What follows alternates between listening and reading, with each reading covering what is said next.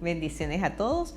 Desde su programa Un Nuevo Comienzo, les saludamos y deseando que el amor de Dios llene sus corazones, sus hogares, que sus corazones se ensanchen de la gracia de Dios. ¿A cuántos les gusta comenzar de nuevo, sobre todo cuando hay un día difícil, cuando algo no ha salido muy bien? Cuando las cosas se ponen así rudas, uno quiere, por lo menos cuando uno empieza a escribir y las letras salen torcidas, quiere borrar y volver a iniciar, ¿no? Cuando leemos en el libro de Génesis 1 nos damos cuenta de que Dios comenzó de nuevo con su creación. Él vio la creación o la tierra, dice que estaba desordenada y vacía. Pero entonces el Señor determinó arreglar lo que estaba torcido, arreglar y darle un nuevo comienzo. Creó un mundo hermoso y allí hizo a un hombre y a una mujer para que lo disfrutaran. Y Él comenzó a hablar cosas buenas acerca de ellos. Dice la Biblia que Dios los bendijo. En Génesis 1:28 dice, y los bendijo Dios y les dijo, fructificad y multiplicaos, llenad la tierra y sojuzgadla y señoread. Y vemos que la norma del Señor para ellos fue fructificar, multiplicar, llenad la tierra y sojuzgarla. Siempre en la mente de Dios hay crecimiento, hay multiplicación. Más adelante vamos al capítulo 12 de Génesis y vemos a un hombre llamado Abraham, que Dios le dijo, Abraham, sal de tu tierra, de tu parentela, a la tierra que yo te mostraré. Yo te bendeciré, haré de ti una nación grande. Bendeciré a los que te bendigan y maldeciré a los que te maldigan. Abraham, haz lo que yo te digo y entonces te va a ir bien. Tú vas a tener un hijo que a través de él voy a bendecir a todas las familias de la tierra. Y dice la palabra que Abraham obedeció e hizo todo lo que Dios le mandó. Y él tuvo el hijo y ese hijo tuvo 2 hijos. Y Dios le dijo al hijo de Abraham, Isaac, que en esos 2 muchachos Dios le escogió uno para seguir a través de él esa línea de bendición o esa línea de palabra profética. Y el Señor le dijo a Abraham la palabra que nos dice a nosotros, te bendeciré, te bendeciré. Cuando vemos la norma de Dios para la tierra, para las naciones, nos damos cuenta que el deseo de Dios es bendecir, es que nos vaya bien, es que lo que hagamos crezca, que se multiplique, que se ensanche. Cuando vemos el Salmo 23, también nos damos cuenta que a través de un proceso en el cual aprendemos a ser pastoreados por Dios, a ser guiados por Dios, consolados por Dios, entonces nos va a seguir el bien y la misericordia todos los días de nuestra vida. Les invito a que lean conmigo. Y si lo saben de memoria, pues vamos a recitarlo juntos. Dice, Jehová es mi pastor, nada me faltará. En lugares de delicados pastos me hará descansar. Junto a aguas de reposo me pastoreará. Confortará mi alma, me guiará por sendas de justicia por amor a su nombre. Aunque ande en valle de sombra de muerte, no temeré mal alguno, porque tú estarás conmigo. Tu vara y tu cayado me infundirán aliento. Aderezas mesa delante de mí en presencia de mis angustiadores. Unge mi cabeza con aceite, mi copa está rebosando. Ciertamente el bien y la misericordia me seguirán todos los días de mi vida, y en la casa de Jehová moraré por largos días. Y vemos a través de este salmo cómo el Señor se deleita en pastorearnos. Él dice, si Jehová es nuestro pastor, entonces nada nos faltará. Él que hace por nosotros nos hace descansar en lugares de delicados pastos. Él que hace nos pastorea en aguas de reposo. Él conforta nuestra alma. Él nos guía por sendas de justicia por amor de su nombre. Él dice que está con nosotros siempre, aunque andemos en valle de sombra de muerte. Y cuando tenemos esa confianza que Él está con nosotros, entonces no tememos ningún mal. Su vara y su cayado nos infunden aliento. El Señor siempre está alentándonos para hacer cosas mejores, cosas mayores, para depender de Él.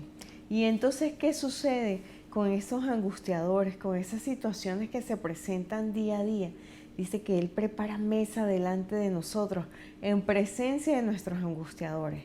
Es más, los angustiadores vienen trayendo pensamientos que aturden nuestra cabeza, pensamientos y situaciones que están allí, que se forman visiones y se forman cosas que quieren atormentarnos. Pero el Señor dice, yo preparo la mesa delante de ti en presencia de tus angustiadores. Unjo tu cabeza con aceite. En lugar de tener esos tormentos, viene la bendición, la unción del Señor, con pensamientos de bien, con pensamientos de sus propósitos, con pensamientos de amplitud, de puertas abiertas. Y entonces dice, el bien y la misericordia te seguirán, el bien y la misericordia me seguirán todos los días de mi vida, y en la casa de Jehová moraré por largos días. Sabes, tú puedes decir en este momento, yo soy un imán para las bendiciones, soy un imán para que me persiga lo bueno, el bien y la misericordia me seguirán. Cuando estamos con angustia, entonces sentimos que lo malo es lo que nos sigue, que la tragedia, que el tormento es lo que nos sigue. Pero esos son los pensamientos del valle de sombra de muerte, cuando nuestra alma no está confortada, cuando no sentimos aliento. Pero cuando dejamos que el Señor a través de su palabra nos infunda aliento, entonces vienen pensamientos de bien y no de mal. Viene el bien y la misericordia sobre nuestras vidas y se manifiesta de una manera poderosa. Pero vamos a ir un momentito a 2 de Corintios, capítulo 4, versículo 16 al 18. Aquí vemos a Pablo haciendo una declaración tremenda, hablando de confortar el alma, ¿no? Él dice, por tanto, no desmayamos, aunque nuestro hombre exterior se va desgastando, el interior, no obstante, se renueva de día en día. Porque esta leve tribulación momentánea produce en nosotros un cada vez más excelente peso de gloria. Produce en nosotros un cada vez más excelente y eterno peso de gloria.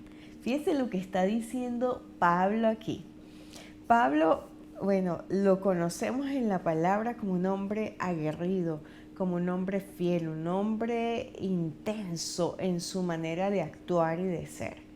Pablo, primero conocido como Saulo, era un perseguidor de la iglesia, un hombre que estaba comprometido con sus creencias y convicciones. Estando en esa posición de perseguidor de la iglesia, entonces el Señor viene a su encuentro. Él queda ciego, queda deslumbrado. Él sabe que escuchó la voz de Dios que le dijo, Saulo, Saulo, ¿por qué me persigues? Y entonces el hombre, no pudo ver más. Tuvieron que llevarle, guiándolo. Lo meten en la ciudad de Damasco, a donde él iba a meter preso a los cristianos. Y dura allí 3 días sin comer ni beber nada y sin poder ver. Y entonces él orando, él ve que un hombre llamado Ananías va y le pone la mano sobre la cabeza y él recobra la vista.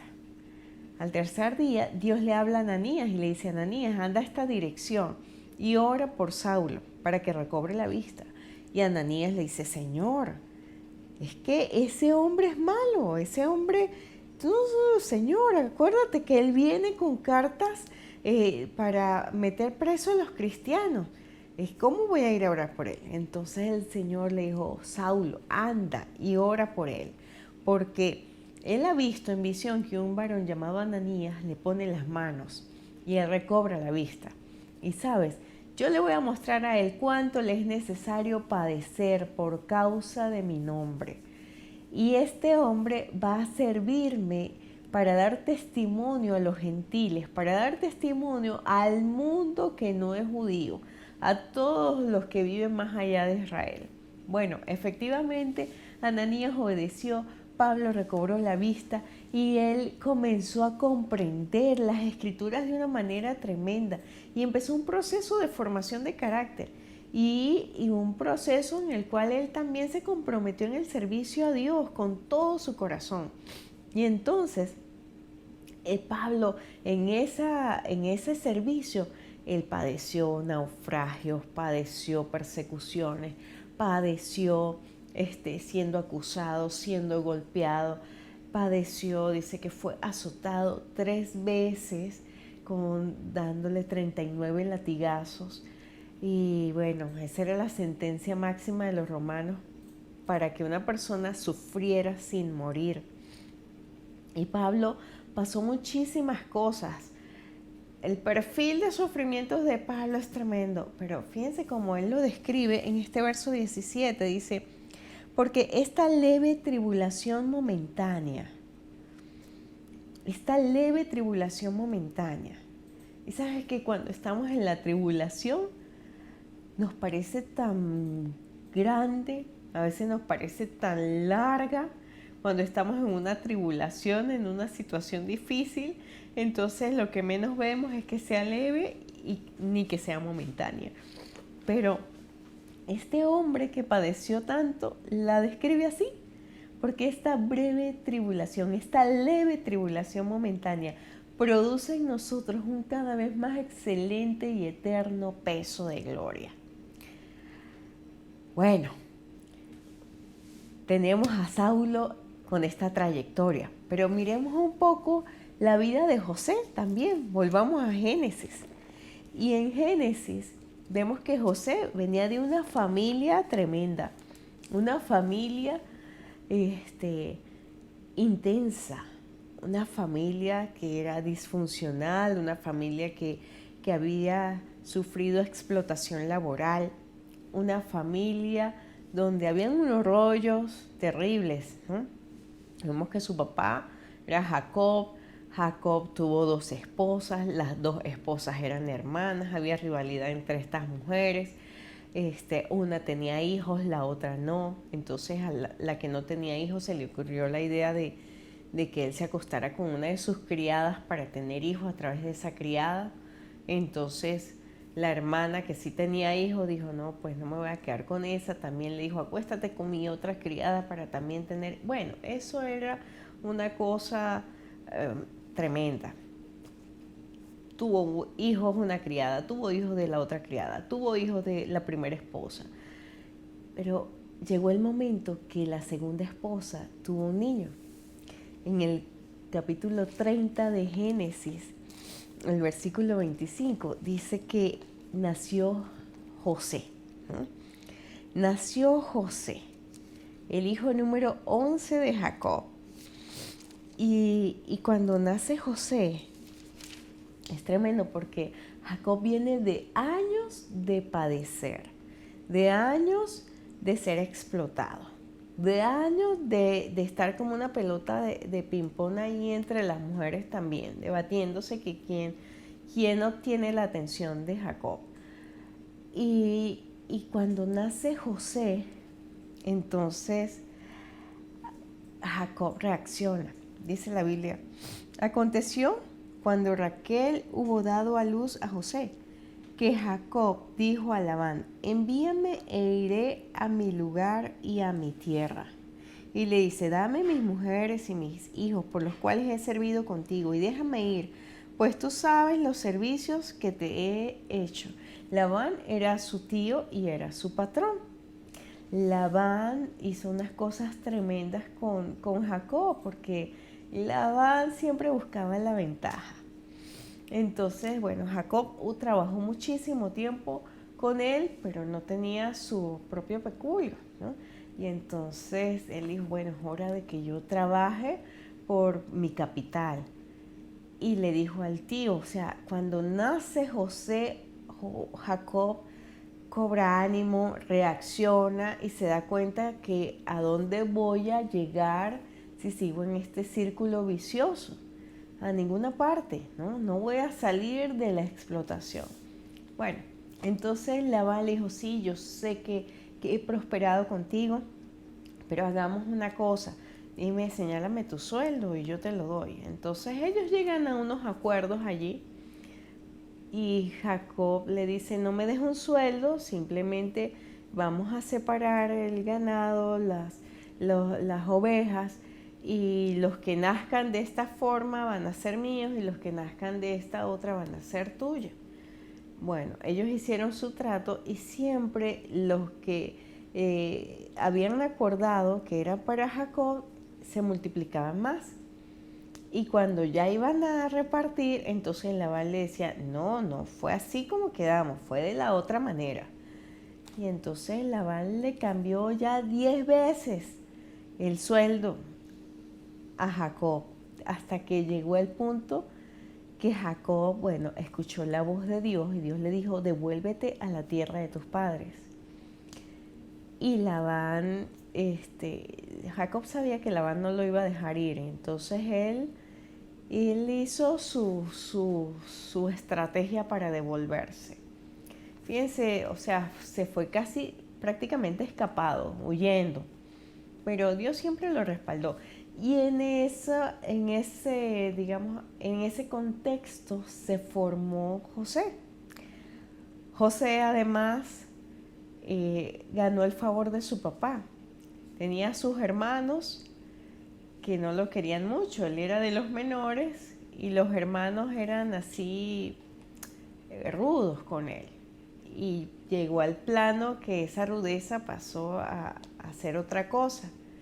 Envidia, burla, bueno, él padeció mucho. Dice la Biblia, empezando a hablar de la historia de Jacob, en Génesis capítulo 37, dice, esta es la historia de la familia de Jacob. Era José de tal edad, ¿no? Y comienza a narrar la historia de José.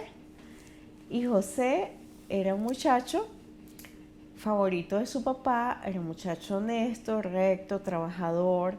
Él estaba velando porque los negocios del papá estuvieran alineados y cuando los hermanos querían sacarse una tajada así por debajo de la mesa, entonces José era de los que decían, no, o sea, entrega las cuentas bien, entrega las cuentas completas. Entonces los hermanos le tenían rabia, lo rechazaban, se burlaban de él. Pero además de eso, José era un hombre que tenía sueños. En sus sueños él veía cosas que a los hermanos le desagradaban porque decía, además de, ahora piensa que nos va a gobernar. Y bueno, cuando José contaba sus sueños, eso les irritaba en gran manera. Entonces, bueno, los hermanos idearon la forma de terminar con José. Un día que el papá manda a José a ver dónde están los hermanos y cómo están, ellos dijeron, esta es nuestra oportunidad de acabar con él. Bueno, y decidieron matarlo. Fue que uno intervino por ahí y le dijo, no, ¿cómo se les ocurre? No. Miren, metámoslo aquí en este pozo, porque la idea de él era rescatarlo más adelante, ¿no? Pero resultó que lo metieron en el pozo. José gritó, lloró, clamó, miren, por favor, sáquenme de aquí, tengan misericordia.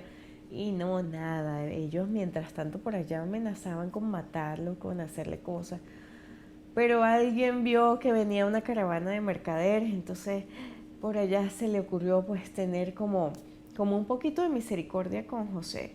Y le dice a los hermanos, no, mejor no lo matemos, vendámoslo a esa gente, ¿no? Y lo han sacado de allí y lo han vendido, ¿no? Lo vendieron, esa gente se lo llevó a Egipto como esclavo, de esclavo pasó a ser preso y wow, uno decía, pero José como que iba de mal en peor, ¿no?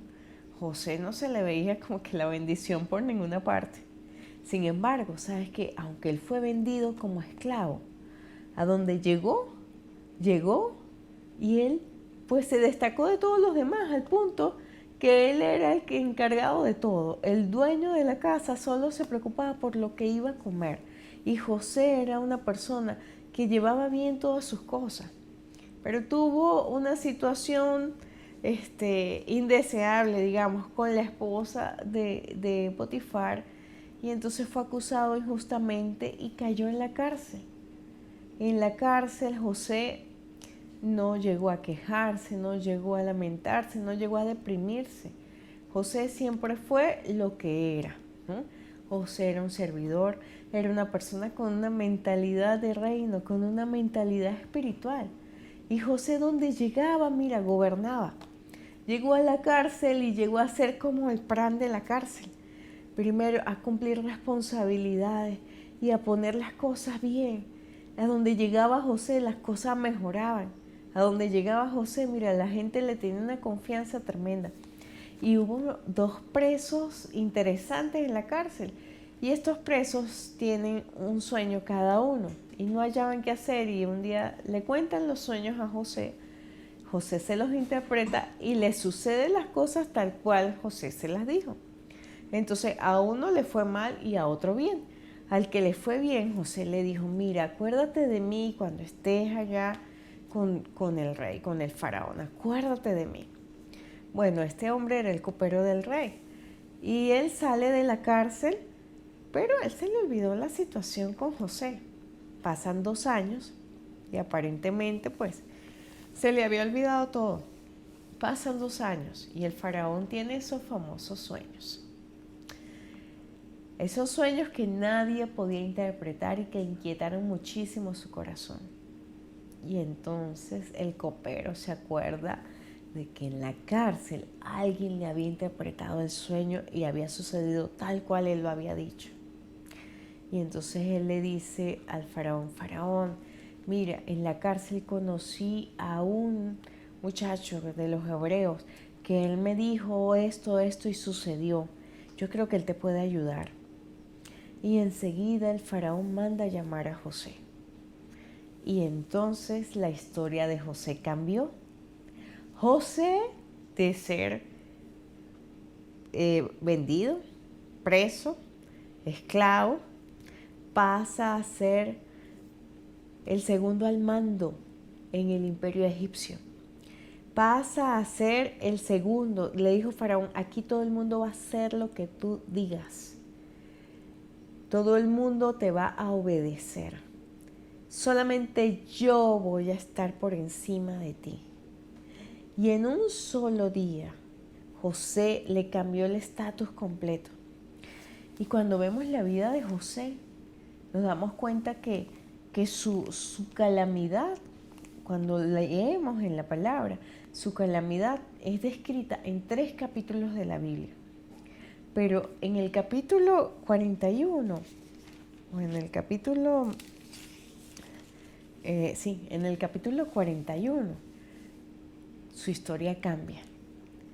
Y entonces, bueno, vienen los años de abundancia donde José, con la sabiduría que Dios le dio, acumuló la mayor cantidad de alimentos que pudo. Y comenzaron los años de hambre, de escasez. Y la escasez no fue solo en Egipto, sino en todo su alrededor. Y entonces vino gente de todas partes a comprar comida, y entre esos los hermanos de José.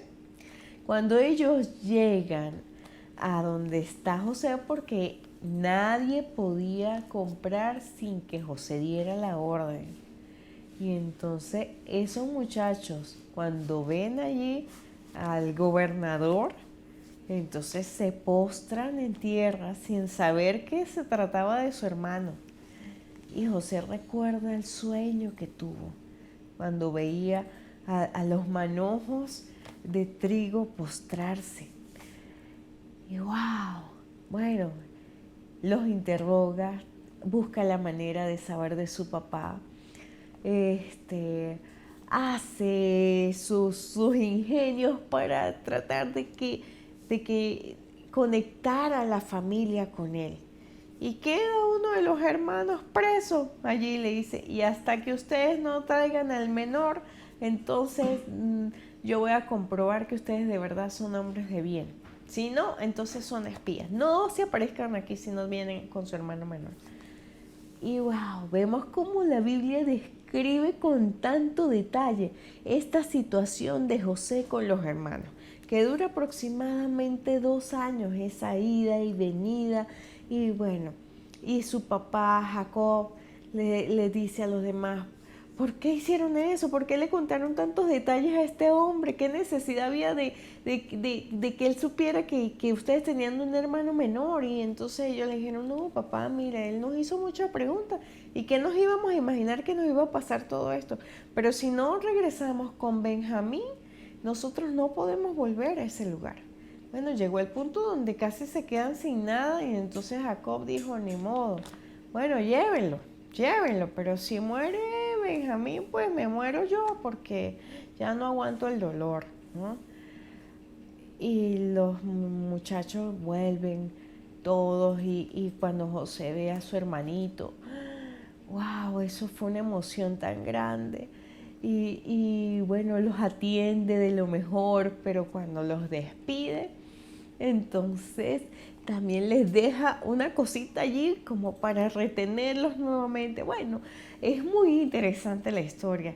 Yo sé que cuando usted la lea, a usted le va a impactar en el corazón, porque es una historia que llega al alma. Y entonces llega el punto en que José se descubre delante de sus hermanos. Él manda salir a todos los egipcios de su casa, de su palacio, y se quita lo que tenía en la cabeza y les dice, yo soy José al que ustedes vendieron, pero no se preocupen, que Dios me mandó para este lugar, para preservarles la vida, me mandó delante de ustedes para preservarles la vida. Cuando José le dice a ellos, yo soy José al que ustedes vendieron, los hermanos se quedaron, yo creo que pasmados, los hermanos no supieron cómo reaccionar. Ellos, ellos lo que vieron fue tal vez la muerte para ellos, porque habían sido malos, habían sido crueles con José. Y José, antes de que ellos dijeran una palabra, le dijo, tranquilos, Dios me mandó. Porque miren, ¿saben? Han pasado 2 años de hambre, pero todavía faltan 5 años. Y ustedes necesitan venirse a este lugar para que nuestra familia sea preservada. Y bueno, José manda a buscar a su papá y viene toda la familia.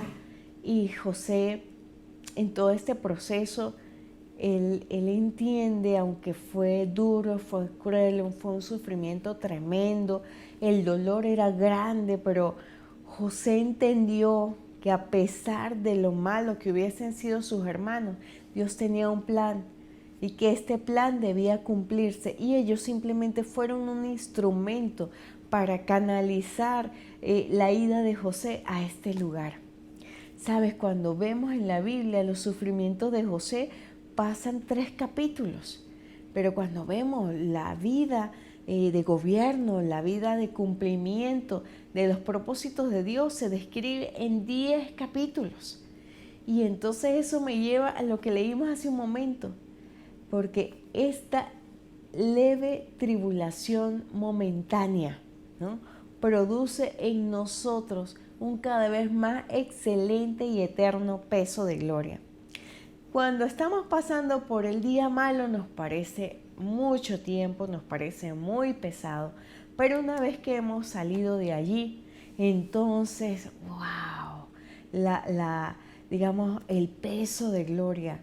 Cuando hemos salido de la tribulación, el peso de gloria se manifiesta. Y para salir de la tribulación, de la leve tribulación momentánea, es necesario aprender lo que esta gente aprendió. Es necesario aprender lo que el salmista aprendió. Cuando David escribe este Salmo 23 y dice, Jehová es mi pastor y nada me faltará, él está hablando de su experiencia con el Señor, porque él fue confortado en su alma, él recibió aliento de parte de Dios, él en los tiempos de amenaza, de valle de sombra de muerte, él supo que Dios siempre estaba con él. Y David entendió que el Señor le acompañaba, le guiaba, ungía su cabeza, ponía pensamientos buenos en su cabeza y él entendió, a mí me sigue el bien y la misericordia todos los días de mi vida. Si Jehová es mi pastor, nada me faltará. Como Jehová es mi pastor, entonces yo no temeré mal alguno. Él está conmigo en cualquier circunstancia, en todo lugar. Pablo lo entendió Dijo, esta leve tribulación momentánea produce en nosotros un cada vez más excelente y eterno peso de gloria, mirando ciertamente lo que no se ve, porque las cosas que se ven son temporales, pero las que no se ven son eternas. Y para salir o para ver una tribulación pesada, una tribulación fuerte, como algo momentáneo, necesitamos dejar de concentrarnos en lo que se ve. Necesitamos enfocarnos en lo que no se ve, en el plan de Dios, en el proyecto de Dios, en el propósito de Dios. José pudo decirle con toda sinceridad a sus hermanos, miren, el Señor fue el que me guió hasta aquí. Ustedes simplemente fueron un instrumento. ¿Sabes? Jacob, que estuvo muchos años en luto, Jacob pudo vivir la alegría de compartir con su hijo, el que hacía muerto. Él lo vio vivo y lo vio gobernando y vio el cumplimiento del sueño y vio el seguimiento de la palabra profética a través de José. José que llegó a Egipto de 17 años y pasó su tiempo de tribulación. Los años de gloria y de gobierno fueron mucho mayores. ¿Sabes? José pudo ver a su papá partir a la eternidad y pudo verlo y disfrutar de él y disfrutar de que su papá lo bendijera a todos sus hermanos, a él, a sus hijos. Y cuando muere el papá, los hermanos todavía cargaban la culpa, el peso de la preocupación. Ahora sí, José se va a vengar de nosotros porque fuimos malos. Y ellos le dijeron, mira, mi papá cuando estaba vivo dijo que estuvieras bien, te portaras bien con nosotros. Y José todavía le dice, no se preocupen, vale, que el Señor fue el que nos trajo hasta aquí. Y cuando José estaba muriendo, él le hizo prometer a su familia, pero ¿saben qué? En esta tierra estamos por un breve tiempo, pero un día Dios nos va a sacar de aquí. Y cuando ustedes salgan, prométanme que van a llevar mis huesos, porque este no es nuestro lugar de destino. Este es simplemente un lugar en el camino. Cuando lleguemos a nuestro lugar de destino, ustedes van a llevar mis huesos allí, porque esta leve tribulación momentánea produce en nosotros un cada vez mayor y eterno peso de gloria.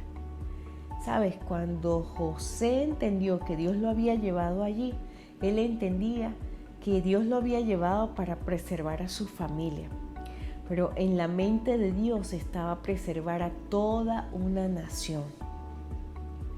Y si José no hubiese procesado su corazón, no hubiese visto la multiplicación de Dios en su casa, en su descendencia. ¿Sabes? El plan de Dios, la palabra de Dios para nosotros siempre es de bendición. Dios tiene pensamientos de bien y no de mal para cada uno de nosotros.